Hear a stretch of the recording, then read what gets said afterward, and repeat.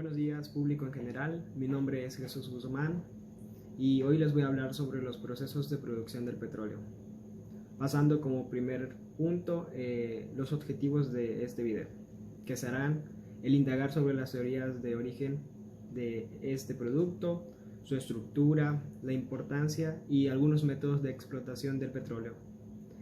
De la misma forma se recopilarán datos de la producción petrolera y cómo puede aplicar este proceso a la mecatrónica. De la misma forma, su gran beneficio económico en nuestro país.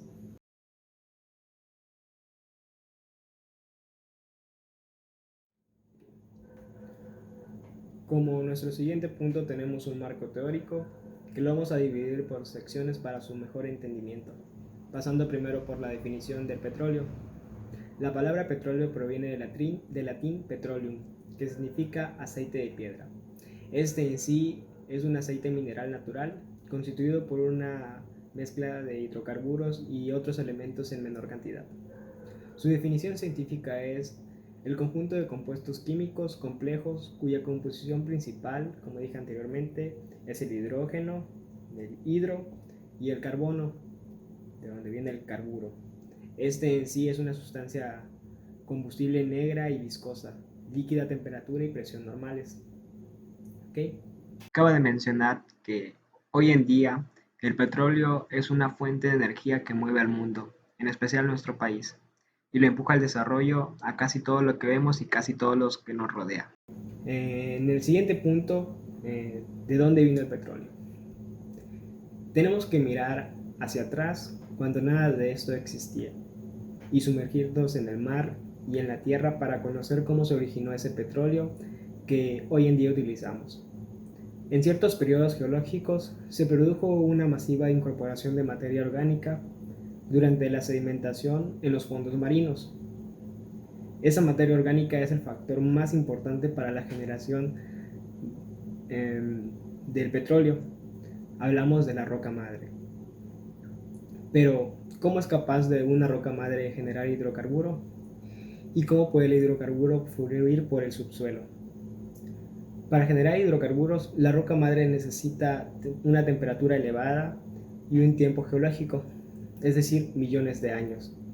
Cuando ese hidrocarburo es expulsado de la roca madre, inicia un viaje por el subsuelo aprovechando la porosidad y permeabilidad de ciertas rocas. Dicha porosidad y permeabilidad permitirán también su almacenamiento. Pero además, para el hidrocarburo no escape de la superficie y se acumule en el subsuelo, deberá existir una roca impermeable. ¿Okay? Esos productos ascienden a la superficie en menor densidad gracias a la porosidad de las rocas sedimentarias. Si se dieran las circunstancias geológicas que impiden dicho ascenso, como son trampas petrolíferas, como rocas impermeables, estructuras anticlinales, márgenes de diapiarios salinos, entre otras, se formarían entonces los yacimientos petrolíferos que hoy en día conocemos. ¿Okay? El coronel Edwin Drake perforó el primer pozo petrolero en el mundo en el año de 1859 en los Estados Unidos, logrando extraer petróleo de una profundidad de 21 metros. Fue este personaje también quien ayudó a crear un mercado para el petróleo, lograra separar el queroseno del petróleo. El queroseno en sí es un líquido inflamable, transparente, mezcla de hidrocarburos que se obtiene de la destilación del petróleo. Este producto sustituyó al aceite de ballena empleado en aquella época como combustible en las lámparas, cuyo consumo estaba provocando la desaparición de estos animales.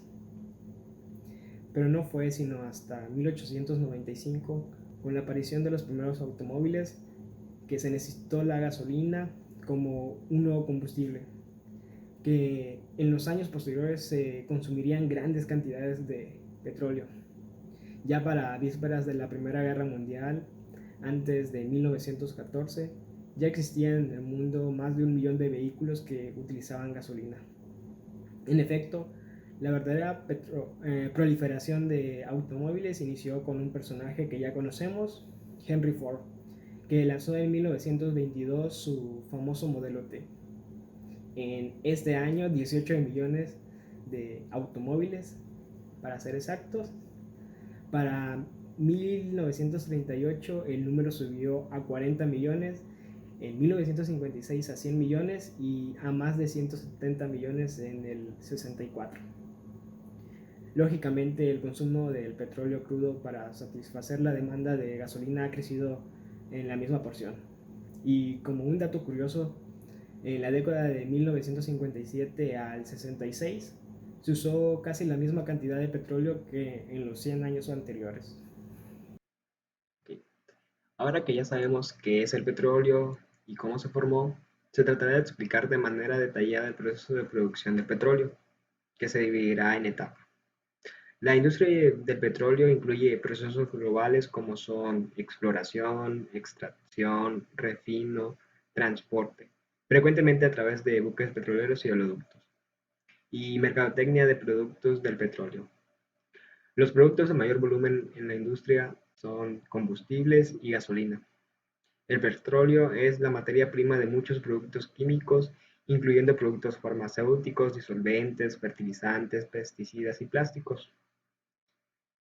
Mm, Se puede mostrar en pantalla el esquema de las fases que se dividirá el petróleo. Estas son tres. La primera es el upstream, que incluye la exploración, extracción y producción de este. La siguiente es el midstream, que incluye el transporte, procesos y almacenamiento. Y por última etapa tenemos el downstream, que es el refino, la venta y la distribución. Ahora comenzaré a hablar de la exploración. Este es el estudio de los suelos que se realiza para poder identificar y localizar los posibles yacimientos. Se toman muestras de roca y suelo en los que se describen las características de la superficie, imágenes satelitales y fotografías aéreas, que se someten a investigaciones y análisis. Deben ser ubicadas en las posibles zonas donde existen hidrocarburos. Entonces se da inicio al segundo proceso llamado sísmica. Para la sísmica terrestre se ubican pequeñas cantidades de sismigel y orificios de 8 centímetros de diámetro y entre 5 y 15 metros de profundidad, produciendo pequeñas detonaciones que generan ondas que se propagan hasta el subsuelo. Y a través de una estación receptora, compuesta de unos equipos llamados geófonos, se recopila información de las características de las diferentes formaciones geológicas. Esto va a generar una imagen de las diferentes capas del subsuelo. Los geólogos determinan las zonas aptas para encontrar hidrocarburos y se da paso a la perforación exploratoria. En el caso de la sísmica marina se utiliza un barco científico que se arrastra un juego de cables que portan los geófonos y pistolas de aire. Este mecanismo expulsa aire comprimido a alta presión, generando ondas que atraviesan el lecho marino y las diferentes formaciones del subsuelo.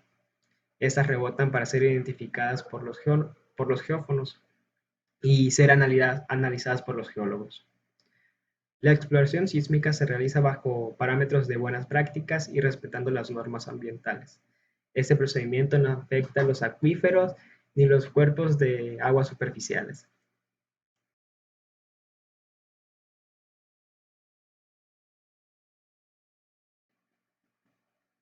Pues obviamente sí contaminan, pero pues no lo van a decir.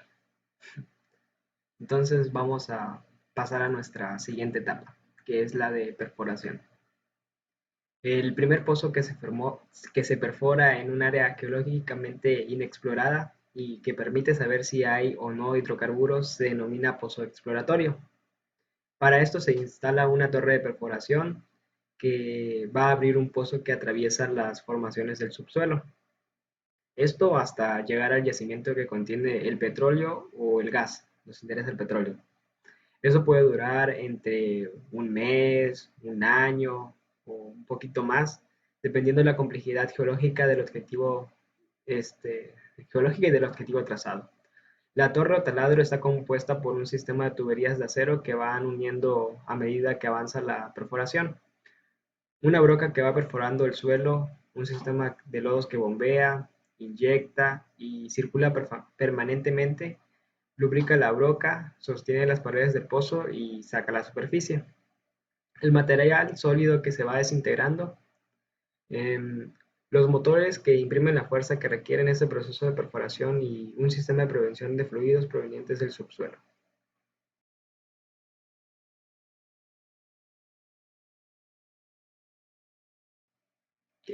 La siguiente etapa es la de producción. Al finalizar la perforación se realiza el completamiento y prueba de los pozos.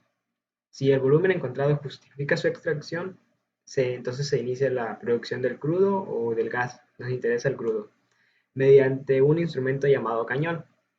Se perfora el último tramo de tubería abriendo pequeños orificios por donde empezará a filtrarse hidrocarburos, saliendo a la superficie de manera controlada.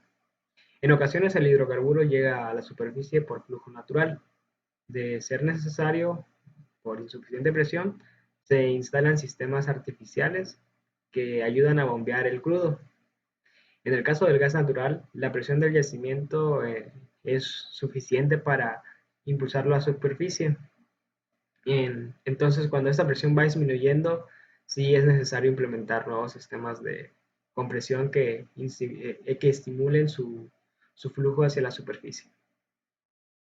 En la superficie se utilizan diferentes equipos para limpiar las impurezas del crudo, separando sedimentos, agua, gas natural, y se adicionan diferentes químicos para alcanzar las propiedades exigidas por el mercado. Entonces se coloca en tanques de almacenamiento para iniciar su transporte. Ya se da una idea que la siguiente etapa es el transporte. Para el transporte a la refinería o puerto de exportación se utiliza un sistema de tuberías de acero llamados ductos, que en algunos casos estos van desde 2 metros de la tierra y otros sobre la superficie del suelo, atravesando diferentes escenarios topográficos. También se utiliza transporte automotor en caso de que no exista infraestructura de transportes por ductos cercanos o facilidades de producción, donde se almacenan en tanques especiales. Cuando digo automotor son los trailitos que andan ahí. Eso. Y como nuestra última etapa es la refinación. El crudo se va a someter a temperaturas cercanas a los 400 grados mediante un conjunto de hornos, torres de destilación, tanques, tuberías y separadores que lo convierten en vapor. Todo esto luego se conduce a la parte inferior de una torre cilíndrica que puede superar los 50 metros. En ella ya se encuentran bandejas a diferentes niveles que separan los diferentes componentes del crudo. Crudo es petróleo. Según el punto de ebullición, a medida que el vapor sube por la torre pierde calor y se enfría. Luego pues se condensa y se separan los componentes, obteniendo en sí los diferentes productos como gas propano y butano, el queroseno, la nafta, los gasóleos, los gases se van a obtener en la parte superior de la torre y los combustibles y asfaltos en la parte inferior.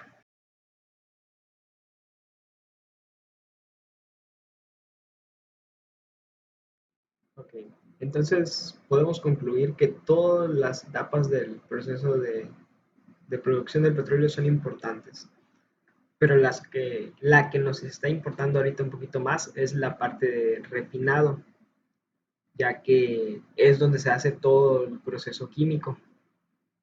Y para recargar, los centros de refinación son complejas instalaciones industriales en donde el petróleo crudo es transformado en combustibles y en toda clase de materias primas para la industria a través de procesos químicos y físicos, procesos de separación, de conversión, de isomeración, de polimeración, tratamiento de productos finales, craqueo y otros. ¿Okay? Entonces, la industria de refinación de petróleo va a encerrar una serie de procesos físicos y químicos a los que se somete el petróleo crudo para obtener de él por destilación y transformación química los diversos hidrocarburos o familias de hidrocarburos. Por lo que todas las refinerías son diferentes, obviamente hay refinería de todo tipo, no voy a profundizar en eso. Sin embargo, la mayor parte de las refinerías lleva a cabo ciertas operaciones básicas, que son separación, esto incluye destilación y refinación de solventes. La otra sería conversión, que incluye la remoción de carbono, adición de hidrógeno y así. La siguiente sería la reformación, que incluye la catalítica o con vapor. Está la isomeración, la combinación, el procesamiento final y el mezclado. Ahí es donde se obtiene la gasolina, el queroseno y el diésel. Y la protección ambiental, que sería el tratamiento de las aguas residuales y el manejo de desechos sólidos, y a la vez la recuperación de los sulfuros. Por lo que las transformaciones físicas y químicas que experimenta el crudo en una refinería ocurre a través de varios procesos específicos. Cada uno de ellos está llevado a cabo en una instalación o unidad de proceso diferente. Eh, bueno, entonces, como ya sabemos que la parte más importante es la del refinado, lo vuelvo a recargar, de ahí podemos sacar varios procesos unitarios, como son flujo de fluidos. Este estudia los principios que determinan el flujo y transporte de cualquier fluido de un punto a otro. Esto se puede observar durante todo en el proceso de refinación, ya que el petróleo viaja a través de las tuberías. Otro sería de los más importantes la destilación, perdón, que sería la separación de los componentes de una mezcla líquida por medio de la ebullición, basada en las diferencias de presión de vapor. En la refinación se hacen dos tipos de destilación. La primera es la fraccionada, que separa sucesivamente, que es una separación sucesiva de los líquidos de una mezcla, aprovechando la diferencia entre sus puntos de ebullición. La otra destilación sería al vacío. Esta consiste en generar un vacío parcial por dentro del sistema de destilación para destilar, valga la redundancia, sustancias por debajo de su punto de ebullición normal. Se utiliza para purificar las sustancias más que nada. Otro proceso unitario sería la absorción, eh, que como sabemos es un proceso de transferencia de materia que se utiliza para eliminar uno o varios componentes de una corriente gaseosa utilizando un disolvente. Luego está la adsorción con D. Esta consiste en la eliminación de algunos componentes de una fase fluida mediante un sólido que los retiene. La sustancia que se concentra en la superficie se llama absorbato y la fase absorbente se llama absorbente. Y bueno, ¿qué tiene que ver todo esto con la mecatrónica, nosotros que somos mecatrónicos? Pues en las distintas áreas de refinería y las plantas petroquímicas, más que nada la parte neumática y bueno, en general de mecatrónica, han contribuido en la creación de robots especiales antiexplosivos que permiten realizar diversas tareas. Los mecatrónicos han desarrollado proyectos muy útiles que facilitan la inspección de cañerías y traslado de herramientas.